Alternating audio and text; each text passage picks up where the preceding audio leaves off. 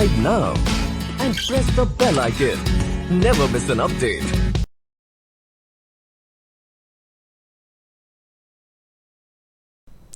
नमस्कार दोस्तों, मैं आपका स्वागत करता हूं हमारे YouTube चैनल पर। दोस्तों, आज हम लोग इस वीडियो में डिस्कस करने वाले हैं लिमिटेड लाइबिलिटी पार्टनरशिप और कंपनी के बीच में क्या अंतर होता है। दोस्तों, इस वीडियो को शुरू करने से पहले मैं आपसे रिक्वेस्ट करूंगा कि अगर आपको हमारा वीडियो अच्छा लगे तो इसे लाइक कीजिए, अपने दोस्तों के बीच में ज़्यादा शेयर कीजिए। और अगर आपको हमारा वीडियो रेगुलर बेसिस पे देखने में अच्छा लग रहा है और आप चाहते हैं कि रेगुलर बेसिस पे अपडेट आपको मिलता रहे तो हमारे चैनल को जरूर से ज़रूर सब्सक्राइब कर लीजिए। दोस्तों, अभी पहले आगे बढ़ने से पहले मैं थोड़ा बता दूं कि एलएलपी कंपनी क्या होता है। दोस्तों, एलएलपी बेसिकली एक पार्टनरशिप फर्म है जिसका रजिस्ट्रेशन एलएलपी एक्ट के प्रावधानों के अनुसार करवाया जाता है। वही कंपनी की बात करें तो दोस्तों वैसा व्यवसाय है जिसका रजिस्ट्रेशन हम लोग कंपनी एक्ट 2013 या उससे पहले बने हुए कंपनी एक्ट के प्रावधानों के अनुसार करवाते हैं। तो चलिए दोस्तों, हम लोग देखते हैं कि एलएलपी और कंपनी के बीच में क्या क्या डिफरेंसेस होते हैं।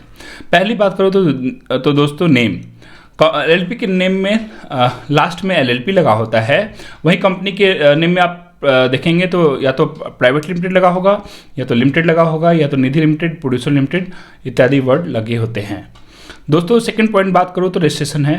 तो एलएलपी का जो रजिस्ट्रेशन होता है दोस्तों वो एलएलपी एक्ट 2008 के प्रावधानों के अनुसार होता है। वही कंपनी की बात करूँ दोस्तों तो कंपनी एक्ट 2013 के प्रावधानों के अनुसार होता है। वहीं दोस्तों बात करूँ टैक्स लायबिलिटी की, दोस्तों तो एलएलपी को 30% इनकम टैक्स पे करना पड़ता है, वही कंपनी को 25% इनकम टैक्स पे करना पड़ता है। वहीं दोस्तों बात करूँ लाइफ की, तो दोस्तों एलएलपी की लाइफ भी परपेचुअल होती है जैसे कंपनी की लाइफ परपेचुअल होती है। पार्टनर्स आए जाए एलएलपी हमेशा चलती रहती है। वही कंपनी के केस में भी शेयर होल्डर आए जाए, डायरेक्टर चेंज हो जाए तभी कंपनी हमेशा चलती रहती है, कंपनी की लाइफ परपेचुअल होती है। नेक्स्ट बात करें दोस्तों तो लीगल स्टेटस। दोस्तों एलएलपी भी कंपनी के नज़र में सेपरेट लीगल एंटिटी होती है क्योंकि वो रजिस्टर्ड होती है। कंपनी भी सेपरेट लीगल एंटिटी होती है। नेक्स्ट बात करें दोस्तों तो मिनिमम मेंबर, एलएलपी बनाने के लिए आपको कम से कम 2 लोगों की जरूरत होती है। वही कंपनी बनाने के लिए आपको कम से कम 2, प्राइवेट कंपनी के केस में 2 और पब्लिक कंपनी के केस में 7 लोगों की जरूरत होती है। वही मैक्सिमम मेंबर की बात करो दोस्तों तो एलएलपी बनाने के लिए आपको एलएलपी में आप मैक्सिमम मेंबर कितने भी हो सकते हैं, इसमें कोई लिमिट नहीं है। वही कंपनी की बात करो दोस्तों तो प्राइवेट कंपनी में मैक्सिमम 200 मेंबर हो सकते हैं, वही पब्लिक कंपनी में कोई लिमिट नहीं है। नेक्स्ट दोस्तों बात करें मेंबर्स लायबिलिटी, तो दोस्तों कंपनी एलएलपी और कंपनी में दोनों में जो लायबिलिटी होती है मेंबर्स की वो लिमिटेड होती है। जो एलएलपी में जो पार्टनर्स हैं उनकी जो लायबिलिटी है वो भी लिमिटेड होती है और कंपनी में जो शेयर होल्डर है उसकी भी लायबिलिटी लिमिटेड होती है। ये बेनिफिट है एलएलपी का। वही आप अगर पार्टनरशिप में देखें तो उनकी जो पार्टनर्स हैं उनकी लायबिलिटी अनलिमिटेड होती है। दोस्तों हम लोग जब नेक्स्ट बात करें मिनिमम डायरेक्टर, एलएलपी केस में जिसे डेजिग्नेटेड पार्टनर के रूप में भी जानते हैं, तो एलएलपी में मिनिमम 2 डायरेक्टर की जरूरत होती है। वही कंपनी के केस में अगर प्राइवेट कंपनी है तो 2, अगर पब्लिक कंपनी है तो 3 डायरेक्टर की जरूरत होती है। इससे आपको प्रोड्यूसर कंपनी में 5 डायरेक्टर की जरूरत होती है। बाकी कोई भी पब्लिक कंपनी हो उसमें 3, प्राइवेट कंपनी में 2 डायरेक्टर की जरूरत होती है कम से कम। नेक्स्ट बात करें दोस्तों तो मैक्सिमम डायरेक्टर, तो एलएलपी में मैक्सिमम डायरेक्टर पर कोई लिमिट नहीं है, कितने भी डायरेक्टर्स हो सकते हैं। वही कंपनी में बात करें दोस्तों तो 15 डायरेक्टर हो सकते हैं। कंपनी चाहे तो शेयर होल्डर की परमिशन के साथ और भी डायरेक्टर रख सकती है। नेक्स्ट बात करें दोस्तों can NRI foreigner start LLP and company India. दोस्तों एनआरआई फॉरेनर्स इंडिया में एलएलपी और कंपनी बना के काम कर सकते हैं। तो दोनों के केस में ये सिमिलैरिटी है कि दोनों में ही यस होगा, और जो एनआरआई फॉरेनर है वो या तो एलएलपी बना करके या तो कंपनी बना करके इंडिया में काम कर सकते हैं। हाँ, एक एलएलपी केस में 1 पार्टनर और कंपनी के केस में कम से कम 1 शेयर होल्डर उसको इंडियन रखना होगा। नेक्स्ट बात करें दोस्तों डॉक्यूमेंट्स रिक्वायर्ड की, तो एलएलपी में जो मेन डॉक्यूमेंट होता है जिसके जरिए एलएलपी बनती है वो एलएलपी डीड है। वही कंपनी में जो मेन डॉक्यूमेंट है वह एमओए एओए, जिसे हम लोग memorandum of association and article of association के नाम से जानते हैं। नेक्स्ट बात करें दोस्तों रजिस्ट्रेशन कॉस्ट की, तो एलएलपी का रजिस्ट्रेशन कॉस्ट कंपनी से कम होता है और कंपनी का रजिस्ट्रेशन कॉस्ट ज़्यादा होता है। लेकिन कंपनी में कोई टाइप की कंपनी दोस्तों जो कम खर्चे में बन जाती है और कोई कंपनी बहुत ज़्यादा पैसा लगता है, तो वो आपको देखना होगा कि आप कंपनी कौन सा बना रहे हैं। लेकिन इन जनरल टर्म अगर बात करें तो कंपनी में ज़्यादा पैसा लगता है बनाने में। नेक्स्ट बात करें दोस्तों कंप्लायंसेस का, तो एलएलपी में दोस्तों कंप्लायंसेस कम है।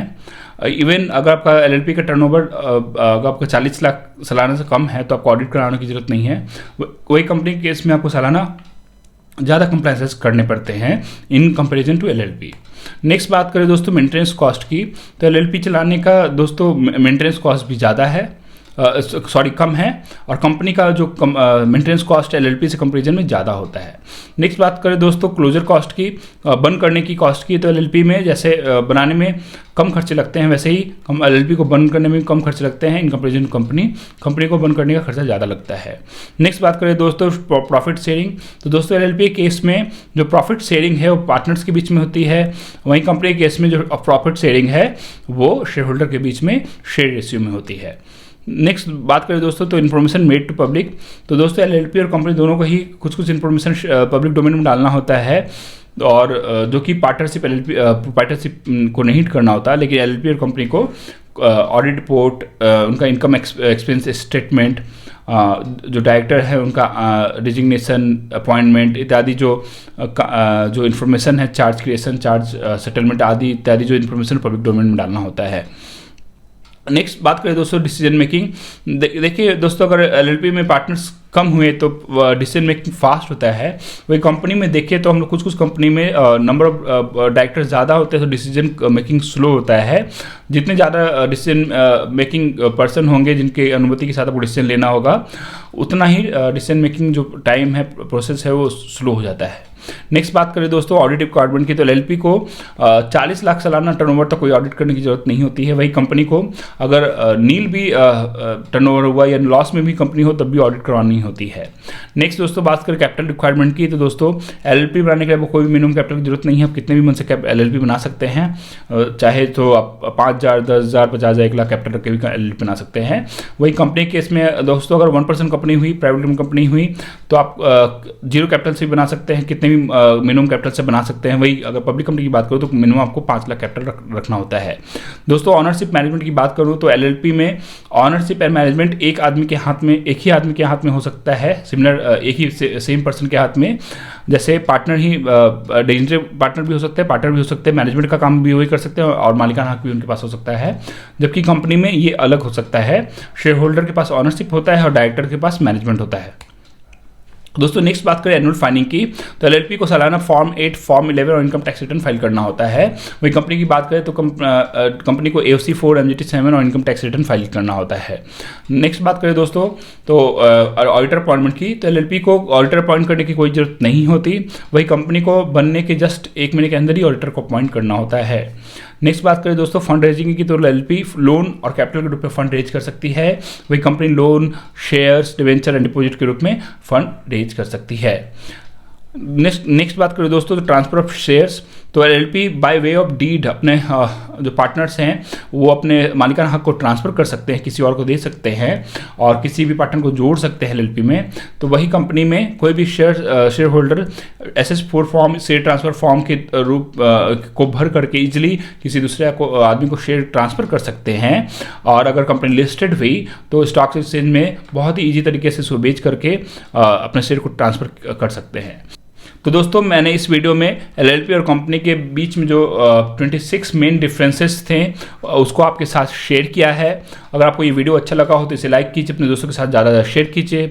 अगर आप हमारी वीडियो को लाइक करते हैं रेगुलर बेसिस पे तो आप हमारे चैनल को भी प्लीज़ सब्सक्राइब कर लीजिए। दोस्तों अगर आपको एलएलपी और कंपनी से रिलेटेड सर्विसेज कोई चाहिए हो, उसे बनाना हो, चलाना हो, बंद करना हो, या कोई भी CSCS लीगल सर्विसेज चाहिए तो हमारे एक्सपर्ट को आप इस वीडियो के डिस्क्रिप्शन में दिए हुए कॉन्टैक्ट नंबर पर कॉल या व्हाट्सअप कर सकते हैं। इस वीडियो को देखने के लिए आपका धन्यवाद। Thank you for watching.